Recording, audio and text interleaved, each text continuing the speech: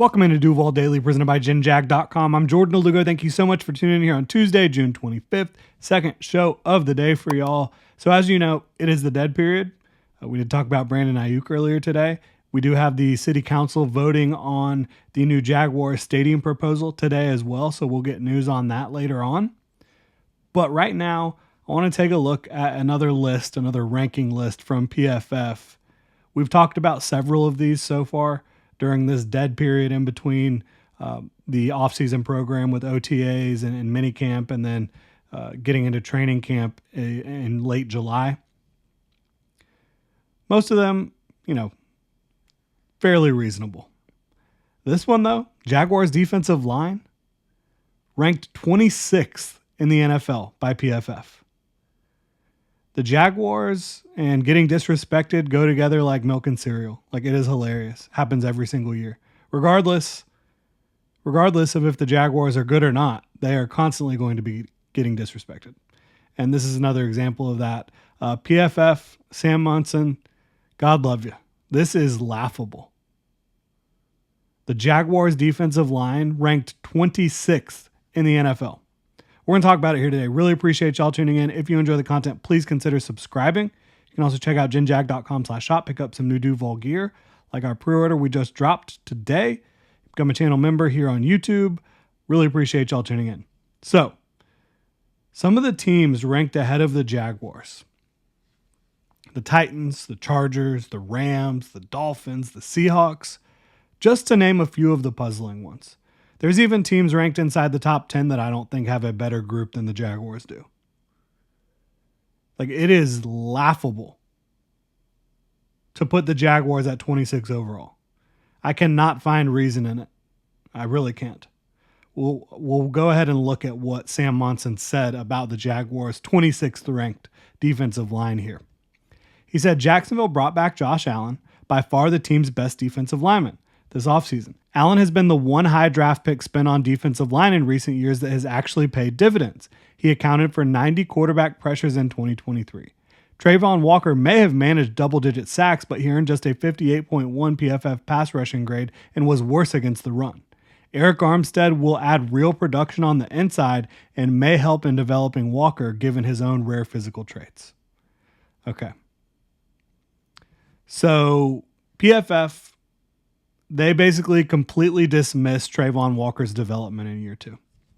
And this is a through line throughout the entire company because their grades suggest to them that Trayvon Walker did not take a step forward in year 2 in the NFL, despite recording 10 sacks, despite Josh Allen and Trayvon Walker combining to lead the NFL in sacks among duos. Led the NFL. But Trayvon Walker, he just, according to Sam Monson, is a high draft pick that has not paid dividends after a 10-sack sophomore campaign. Now, I'm well aware of the fact that pressures are more predictive of future success as a pass rusher, and pass rush win rate is more predictive of future success as a pass rusher. But landing sacks matters. Sacks do matter. Josh Allen had 17.5 sacks last year.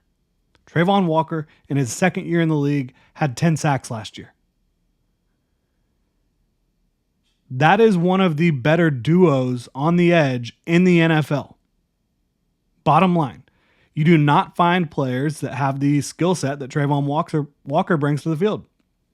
Trayvon Walker is bigger, stronger, more athletic, and has better length than 95 to 99% of the defensive ends, edge players on the planet. And he showed development in year 2. He was able to get to the quarterback more. He was able to make more big plays, play with more discipline. I think Trayvon Walker's in line for a big year 3. And Josh Allen, what are we talking about? This is a top 5 edge rusher. If you want to be nitpicky, if you want to argue about it, maybe you could say top 7 at worst. But Josh Allen is an elite edge rusher in the NFL, entering his prime. just got a bag from the Jacksonville Jaguars. Okay, so you have an excellent edge duo here. One of the better edge duos in the league. Josh Allen, in my opinion, a top 5 edge rusher, probably about 5.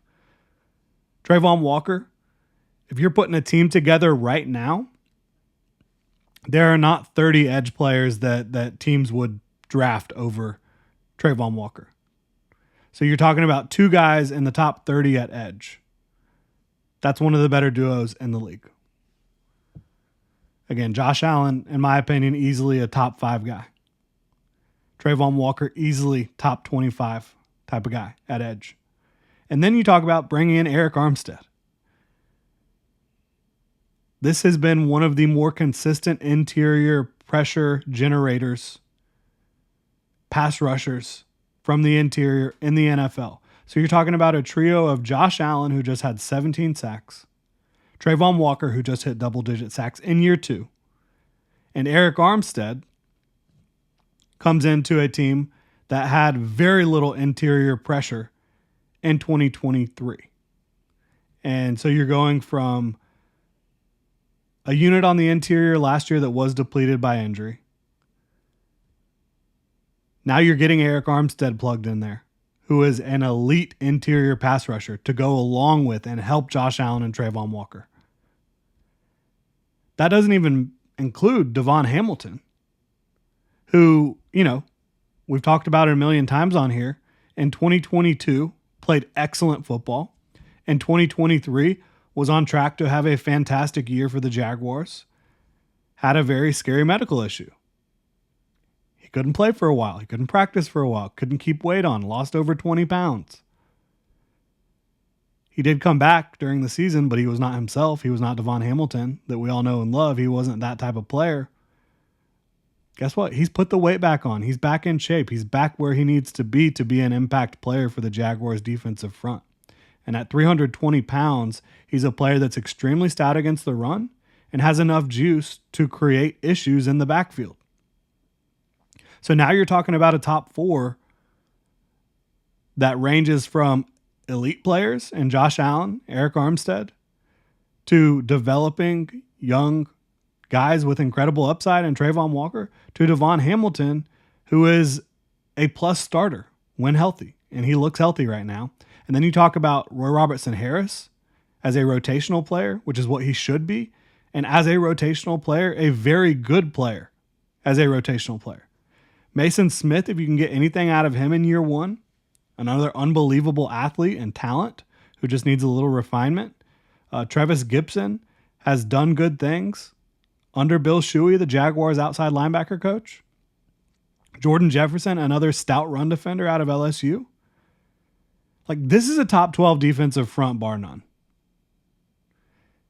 And then you talk about, beyond the talent, the new staff coming in here. Ryan Nielsen is a defensive line guru. Everywhere he has been, he has gotten the most out of his defensive linemen. And now you give him Josh Allen, Trayvon Walker, Arik Armstead, Devon Hamilton and company. And yeah, outside linebacker coach Bill Shuey, who has done great work with Josh Allen and Trayvon Walker over the last couple years, is still here. He is the only holdover on that defensive staff. Because Doug Peterson and company knew they needed to keep him around to continue developing these guys. And then you bring in Trevis Gipson, who's done really well under Bill Shuey in the past. And I think you've got a nice group of edge rushers, top 3. I think they could have more depth. I've talked about that a lot. I think that they would be wise to add another depth edge rusher. But I'd easily put this group in the top 12 among defensive fronts, probably top 10. I think it's hilarious. It's laughable. I know PFF has a job to do. They put out these rankings. They put out these lists. But ranking the Jaguars 26th on the defensive line, we'll look at this. We'll look at this down the road once this season gets going. Look back at it after the 2024 campaign. See what it looks like. Ranking the Jaguars 26th in the NFL on the defensive line. Really appreciate y'all tuning in. Let me know what you think in the comment section below. If you enjoy the content, please consider subscribing. Y'all have a good one.